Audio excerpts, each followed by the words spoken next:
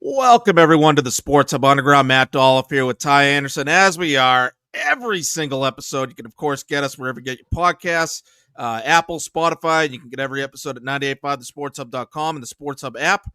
You might be on YouTube right now. This is, in fact, a remote episode, so we are throwing this up on YouTube. We're going to squeeze this in on this fine Friday afternoon before the NHL Draft and everything that comes with it. Ty, good to see you. Hey, what's going on? Good to see your face. We got the Bruins coming up with the number 7 pick tonight. Friday's first round of the NHL Draft. They have the ammunition to maybe move up into the bottom of the first round, or maybe at the early in the second round. So we could talk about that as well. But I want to start off with that 7th pick. Generally the odds are that they're going to stick there and pick someone, best player available, whoever falls to them, whatever. But do you think there's any chance that they do something crazy? They trade the pick as a package for someone else. They move down maybe, which I'm sure fans would love that. Do you think there's any chance they do something other than stay at that pick and take someone? I thought it was a possibility 2 days ago. I don't feel as strongly about that now. I admit that is more hunch-based than information-based, however. Someone's going to tweet that now. No, I just think that they understand that this is probably going to be the highest pick that they are going to make in the next couple of years, and I think they want to be respectful of that and understand they need talent. And I think you're getting into a point here where, like, okay, let's say you make a trade and you move down 10 spots or whatever, or, you help the Islanders get James Hagens. Okay, well, what are you getting out of that? What are you getting out of that? And you can't tell me that 16 and 17, which they just got from the Canadiens for Noah Dobson, is good enough. That's not good enough, right? Like I think the bigger you think, right, in terms of like, okay, like let's think about the future here. Let's get this player and a first next year. You're inching closer and closer towards potential. Okay, you're trading a potential quarter for a couple of nickels.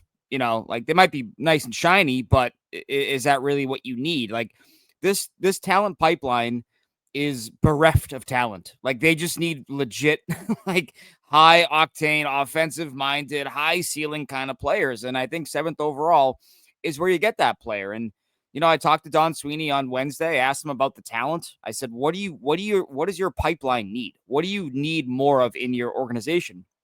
And he laid it out pretty simply. He said talent, scoring, and more competitive players. Like, you kind of get those at the top of the draft. You can find guys that compete and guys that have high motors in round 2 and round 3. You can do that. Matty Poitras is a good example of that. Mm-hmm. However, the high ceiling types are in that first round. It's particularly that top half of the first round. And so I think like, you almost get into like paralysis by analysis at a certain point here where you've been combing over these players for a month and a half, 3 months, whatever it's been now. And you're like, okay, well, we like this guy, but is he a top liner or a second liner? Well, guess what? You need second liners too. You need everything right now if you're the Boston Bruins. And I think the allure of the 7th overall pick, I think you need that player more than you need what you're going to get in return in a trade for that pick. Yeah, unless it's like a totally knock your socks off type of offer, like you're getting like a bona fide first line center or something like that. I would rather they hold on to the pick and they take the best player available. Maybe that's not a centerman. Maybe Porter Martone falls to them at 7 or something like that. Mm-hmm. I wouldn't be against that. Just don't screw around with that pick would be my advice for Don Sweeney. I know he really needs my advice on how to run a hockey club. But yeah, like it's like you go back through the history, like just recent drafts, even just the last 10, like any good player, even just like a top 6 player, top 4 defenseman, they're all first round picks. Like all the role players and the third liners, like you can get those guys second, third, whatever. But like all the stars for sure, like most of the stars, but like all the good players are first round picks. So it's like just take someone at 7. And if you could move up to 28, 29 or whatever to get someone later, like I wouldn't be against that type of move either, but you can't expect to build your team outside of the first round, especially if you want to get like one of those higher upper echelon talents. And that, that brings us to who's going to be there at the 7th pick. So the Islanders expected to go Matthew Schaefer, defenseman first overall. Sharks number 2, Michael Misa, forward. That's been the consensus 1-2 for a while. Could be But I guess could be Frondell as well. Like there's been some chatter there that like Frondell is a guy who's been a quick riser on these boards, so he could be an option there as well. Sure. Yeah. Now I was just about to say Anton Frondell has been Yeah, considered yeah.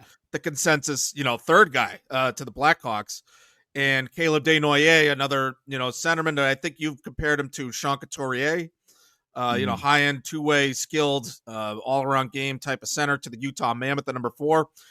So, maybe they don't go, that's not the exact order or whatever, but that feels like the consensus top 4.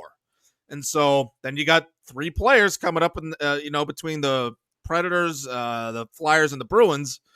And you got, I think, 4 or 5 guys that could go in that range. I just mentioned Porter Martone, who's more of a wing than a center, but then you got other centers in there. Hagens, which you mentioned. The Islanders look like they're trying to make a 2015 Bruins-esque jump up the board with the, packaging picks together. It's going to be interesting to see how that turns out. So James Hagens could be in the mix there. Brady Martin is a guy that met with the Bruins, Flyers, and Preds, so like he could go in that range. I'm a little nervous about Martin as a prospect. It feels to me like you were just saying, like upper echelon talent. Like he feels like a good player, a kind of guy you want on your team, the kind of guy that could be on a winning team, but just not necessarily that top 6, upper echelon offensive player that I really hope you get with that 7th pick. But he's going to be up there. He could be in the mix. And Roger McQueen, who we've talked about. He has a back injury, but big, skilled, and like people feel good about him as a prospect, but you wonder about the health. Did I mention Jake O'Brien? He's the one we've talked about a couple times. He's felt like the Bruins guy to me, but there haven't been any like official links between the two. So I wonder where Jake O'Brien's going to fall. Mm-hmm. But honestly, those guys all feel like they could all go in the top 10. And, it just depends on how the chips fall there. So out of those 5 guys, Ty, Martone, O'Brien, McQueen, Hagens, Martin, just say any of them could fall to the Bruins. Like, who do you want out of those 5? Well, I can tell you this. The Bruins like Roger McQueen. They like him quite a bit, based on what I've been told, based on some digging around that I've done. So he could be a legit option for them. The medicals came back clean. He is allegedly healthy now. We'll see what happens there. Yeah. You can never bank on it. It's a back injury. You never know, right? Yeah. James Hagens is a guy that I think that at 7th is really good value. I mean, we were pretty open about him on this podcast about not being a guy you'd love at number 1, but at number 7, that is very good value for a player who has the puck senses, the offensive acumen that you're kind of lacking down the middle.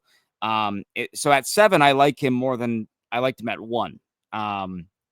Now, Desnoyers, they like him as well. They are quick to tell you that they are not position centric. I think they are. I think that's a bit of a, they don't want to tip their hand, but I have a hard time imagining that they're going to go with a non-center at the spot when you look at what's in front of them in the Eastern Conference and in their division and what wins hockey games when push comes to shove. And right now, this franchise does not have a lot of centers that you look at and go, yep, that guy's a fixture of your roster for the next, 5-10 years. The closest thing they have is Matt Poitras and Elias Lindholm. One of whom is in the, entering 30, and the other is you hope he's something, but you really don't know right now. So I think they go center. Desnoyers is a guy that I think really, like, that's their kind of player, right?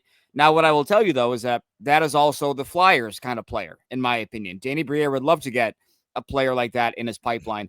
The Flyers have come into this, by the way, saying that they are going to focus on centers. Like, they need more center help in their organization. So that's kind of your biggest challenger for one of those players. Now, I think the outlier here, or the X factor here, is Brady Martin. You mentioned him. One team you didn't mention that I think could be a legit factor for him is Utah. You look at the Utah Mammoth right now. They have Logan Cooley. They have Clayton Keller. They have Dylan Guenther. They have a lot of guys that play a really good speed and skill kind of game. But do they have their version of Sam Bennett, right? Like, you can look at what the Mammoth have right now and go, okay, they got their high-octane guys, their skill guys, their speed guys. Okay, but who's the tone setter, right? Who's going to be that guy that anchors the second line that is a matchup nightmare for a guy like Draisaitl or McDavid or Eichel in Vegas, whoever that may be, like when they get to be a playoff team. And so I think that the Mammoth could be a sneaky team here in the Brady Martin sweeps. And if that happens, that can completely upend the board and basically guarantee the Bruins are going to get one of these players that we are talking about right now. Right. Like if Martin goes fourth to the Utah, then you get O'Brien, McQueen, and Denoyer to fall to the Bruins. So like so Matt, that would be a good scenario. If you're building a team, Matt, let's say you're the GM of the Utah Mammoth, right? And you lucked your way into the 4th overall pick after having 88 points or whatever it was during the regular season, almost being a playoff team in that conference.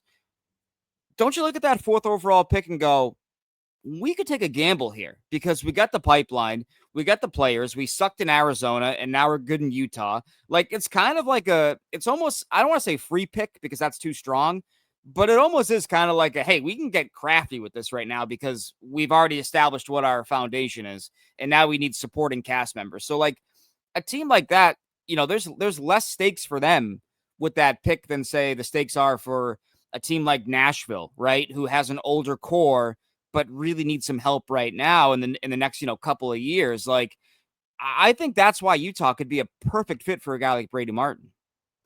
Yeah, it's just, so you think he could anchor a second line? That's like, I'm worried about that particular skill set, the way he's described. He just feels like he screams third line center to me, like a good one, but I'd just be a little worried. But I guess if he's Sam Bennett, I mean, I guess I'd be okay with that. But yeah, like if they went with Brady Martin and then a guy like McQueen or O'Brien or even Denoyer falls beyond that, and then they become a legitimate top 6 center option, and then Brady Martin's your like souped up third line, I wouldn't be in love with all that. But yeah, like I guess I to your point, I think Martin going forward to Utah would be a huge help for the Bruins.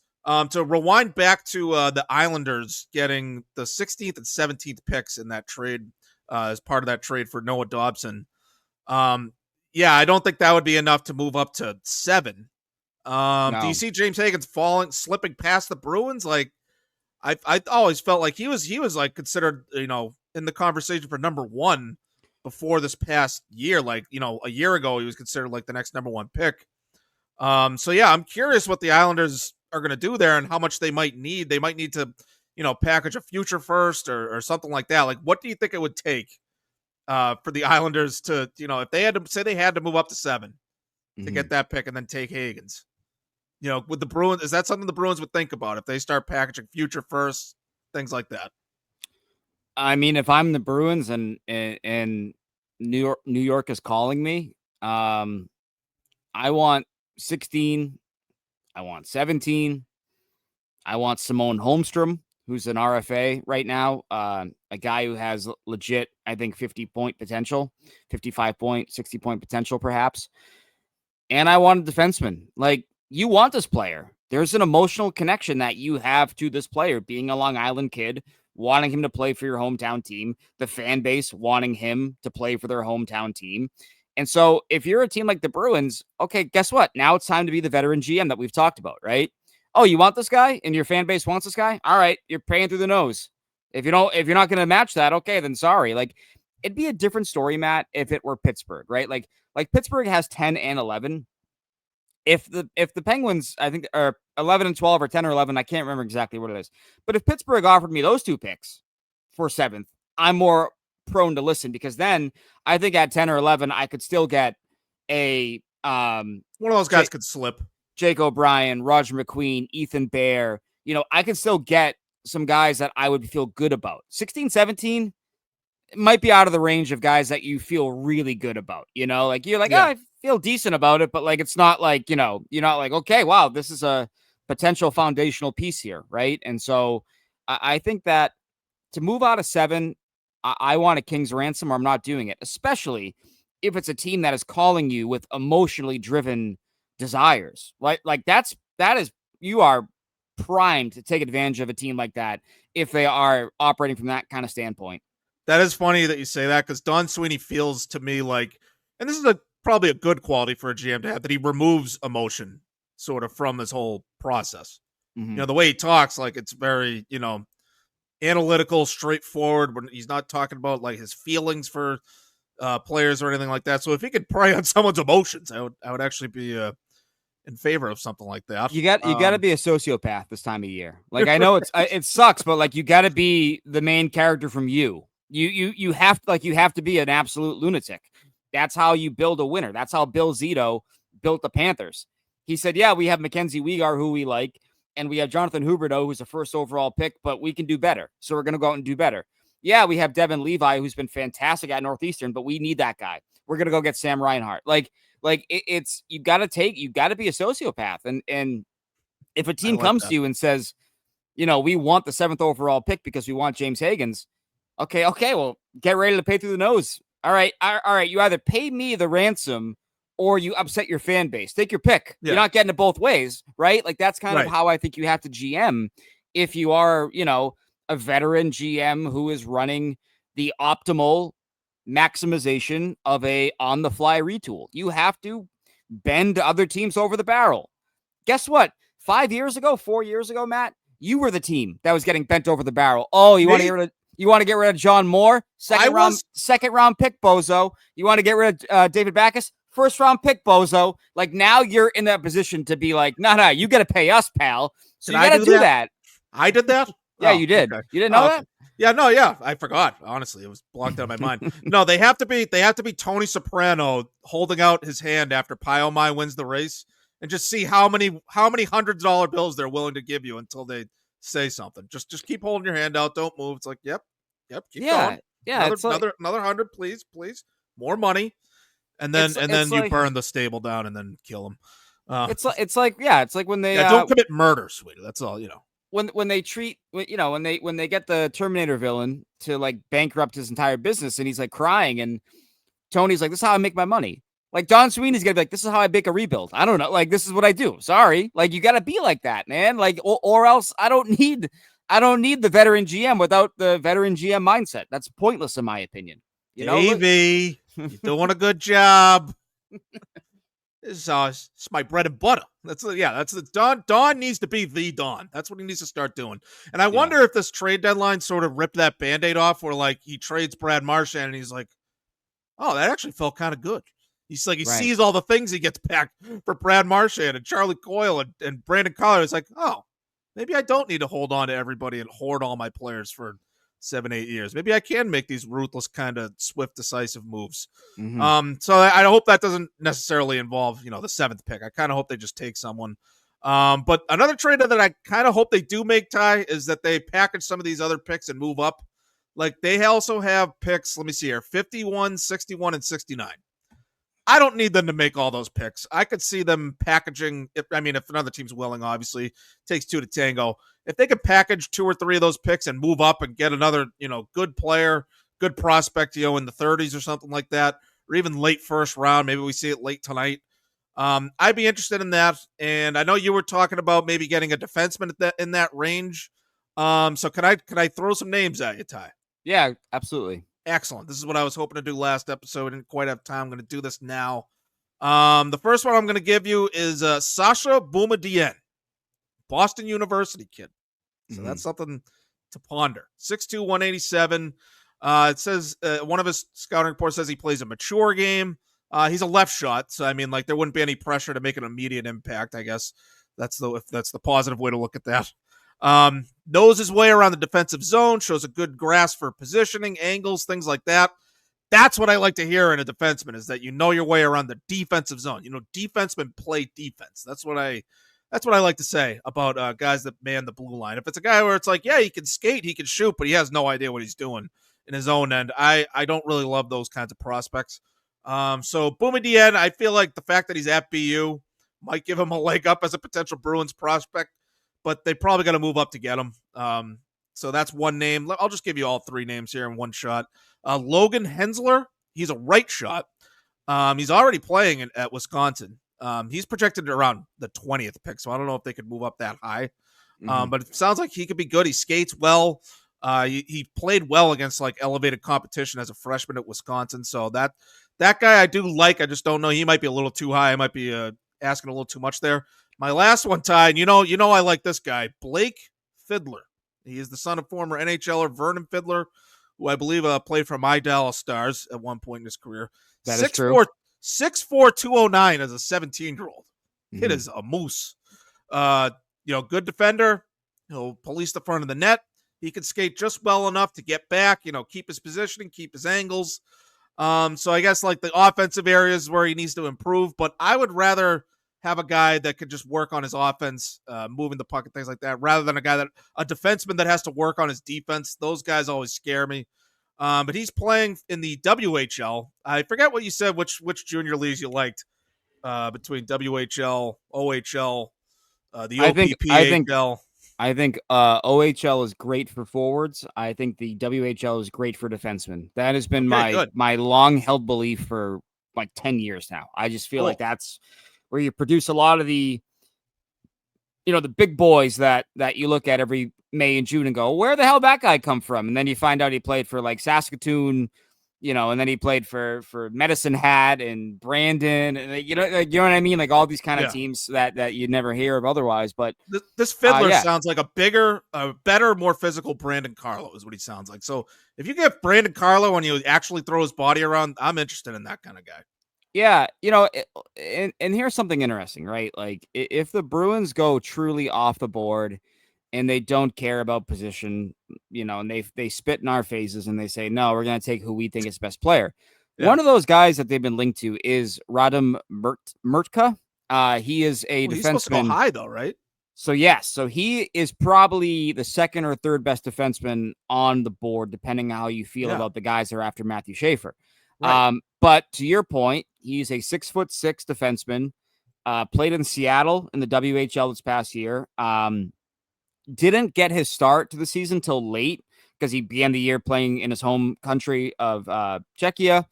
But a guy that people look at and go, he could be somebody, pretty big. So if they want to sort of, buck all of our mocks and our projections and say, no, we're getting that guy, that is an option that would fill that need that you're talking about. Now, another guy that I want to throw in the mix here, and I've mentioned him before, is along the same lines of who you've talked about here with Blake Fiddler, is Carter Amico.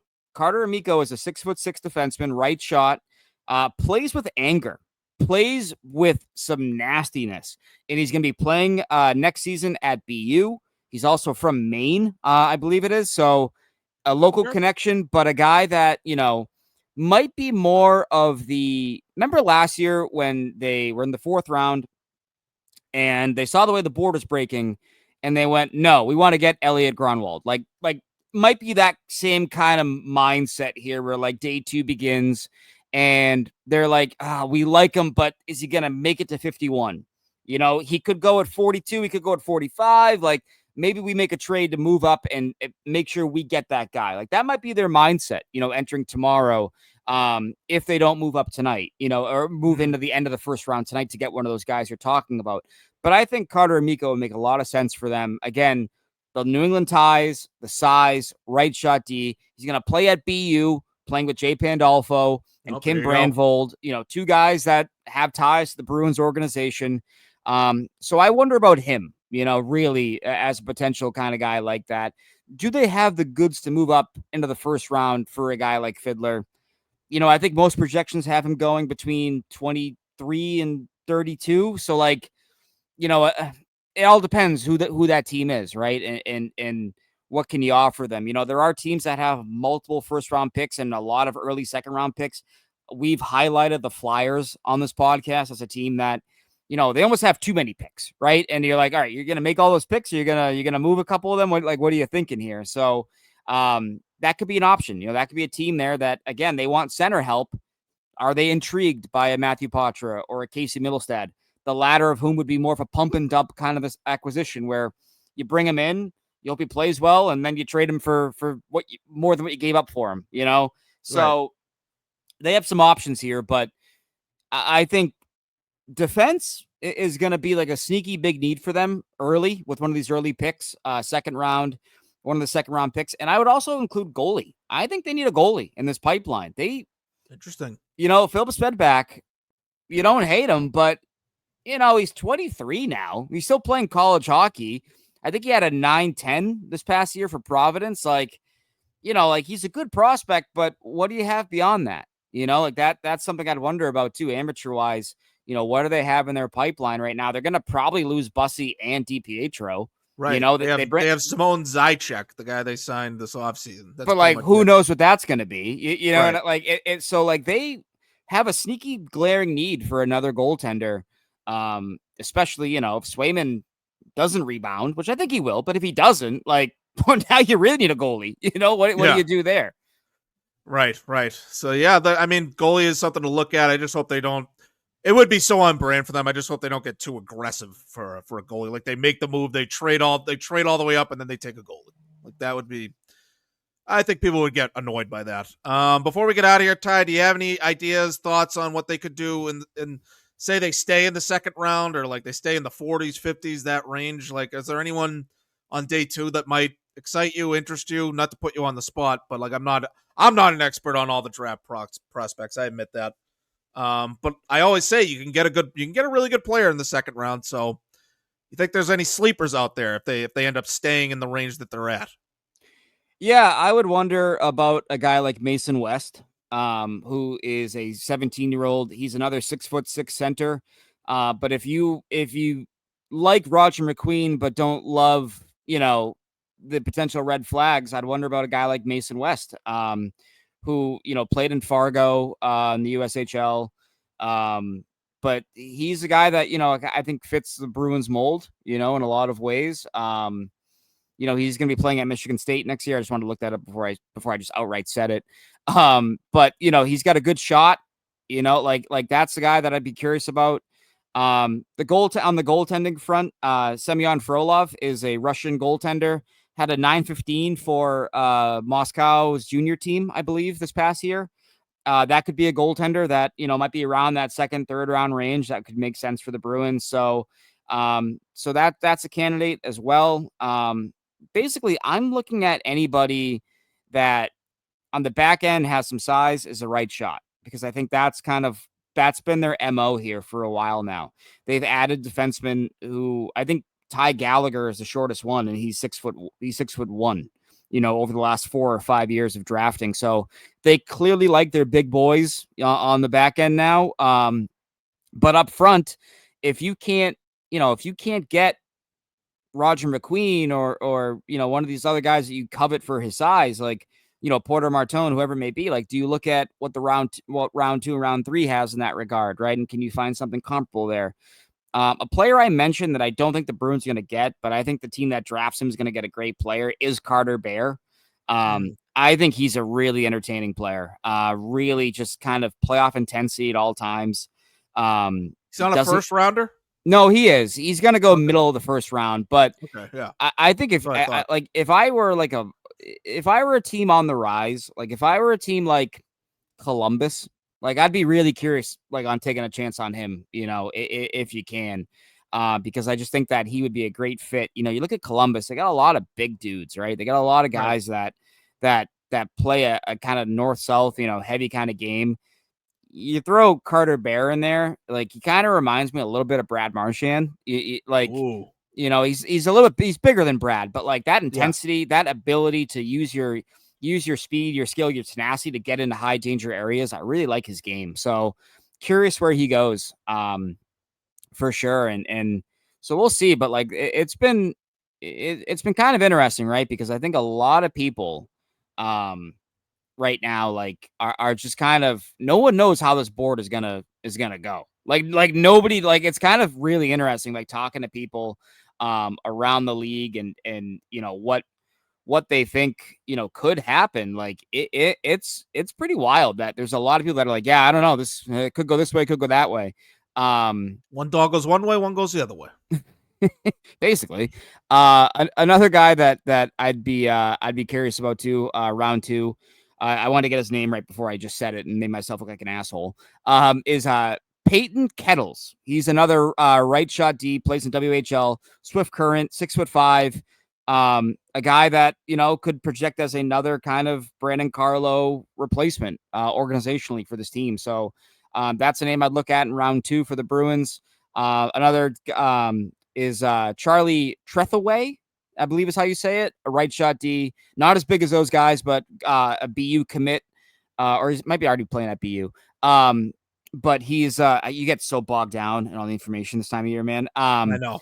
I didn't mean to make you. No, you're good. You're good. But that's you don't have to give me the full list. You just yeah, but no, but those piquing your interest. Those are some guys that I think are legit options in round 2 if they don't move up, if they don't make a trade. That would make a lot of sense. But yeah, he is not playing at BU yet. He'll play next year. This past year, he's on the development team and had 6 goals and 20 points in 63 games. So I just wanted to make sure I got that one in before we got out of here. So I think those are all options for them in round 2 right now. But clearly, it's defense, it's centers, it's it's a lot right now. But they have other needs beyond that. They really do. They really do. They could use just about anything except like a franchise right wing. That's pretty much the only thing they got. Yeah, which they're not going to trade, by the way. I don't know why that's like. I love that reporting, right? Like who reported that? Oh, there was a report out of Czech Republic today that the Florida Panthers would be interested in David Pastrnak. Yeah, Panthers. Guess what? So would 30 other teams in the NHL. Like that's not like what do you? I would be interested in being body slammed by Rhea Ripley. I don't know if that's going to happen, though. I don't think it's going to happen. My odds say it's not going to happen. No, I want Stephanie Vaquer to give me that move that she does. I forgot the name of it. You know which one I'm talking about. Yeah. Big fan. All right. Yeah. Thanks for doing this, Ty. I got to let you go because I know that has been that has been the Horny Hub Underground podcast. You can find it on. I like to thank our sponsors, Feet God. Finder. Censor that. God. All right. Sorry about that. Yeah, seriously. All right, thanks for getting me into that mood. Right. Pervert. Gonna watch some Friday Night SmackDown, and then maybe I'll think about the draft. All right. Yes. So tonight, 7:00 draft. The good news is for the Bruins fan that's watching the draft, you don't have to watch for 5.5 hours to find out who they pick at 29th overall. It's a nice change of pace from years past here. Yeah, that is a nice change of pace, but that then of course they'll trade up. That'll be the one night they actually make you wait. Yeah. But we'll see. All right. I got to let you go, Ty. If you made it this far, thanks. I love you. This is the Sports Hub Underground. One more time. I'm Matt Dolloff. He's Ty Anderson. We give you episodes every week, but we wanted to squeeze in one extra one here this week to get you ready for the draft. Obviously tonight's the first round, but then tomorrow they'll finish it out. And so if you don't get to this by Friday, you can also, I don't even know why I'm saying that, because by the time they listen to this, it'll be whatever time they want. But all right, whatever time you're listening to this, hopefully it's before the draft and not after. Thanks for listening. We'll talk to you again soon.